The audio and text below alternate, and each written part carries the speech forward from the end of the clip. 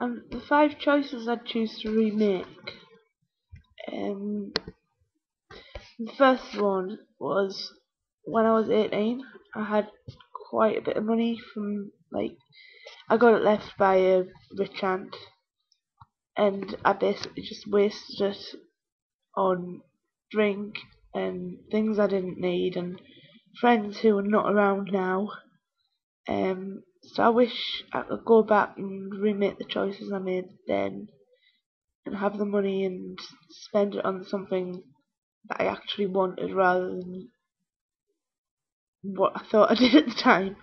Things I needed, like putting it towards education and maybe even learn to drive and some towards gigs and stuff like that. Not rubbish that I bought back then. I didn't even have a holiday from it, so you know. My second, probably not falling out of touch with a friend. Um, I didn't actually have a fight with him. My friends at the time had an argument with him, and he sort of just took it out on all of us. And I wish I could have just done something to stop that happening because I kind of miss him. But that's life, you know. Thirdly, when I was in year 10 and 11, I sort of got in with a crowd that they weren't bad kids, but they were rebels, and I turned into a bit of a rebel myself, and I didn't do my coursework, and didn't get as good results as I could have. So I wish I could go back then and maybe just stick in it, no matter how hard it was, just stick in and get the results I could have. Fourthly, probably it's a really, really silly thing, but a few months back I went to South Tyneside Market. Don't know whether you've ever been. It's on South Tynemouth. It's on Tynemouth metro platform, and it's just this big antique market. And I had a few pounds, just a few pounds to spend, and I was thinking, right, I want to get something special. And at the time, I bought this brooch. Right, and spent all my money on this little brooch. And as soon as I got out of the place, went to put it on, it was actually broken. The latch at the back was broken.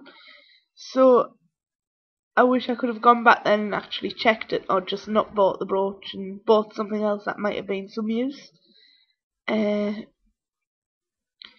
Fifthly, probably another big thing was that I liked Avenged Sevenfold from when I first heard them years and years ago, and the Rev was always my favourite.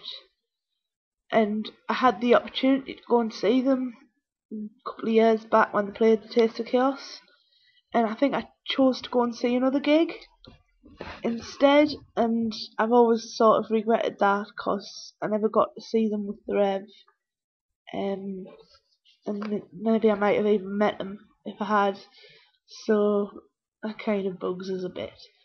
But to be honest, I think changing the choices you made in your life could change the whole course of your life. Like, for instance, there's things that I'm not particularly happy about in my life, but when I've thought about them, they've led to something better. Do you know what I mean?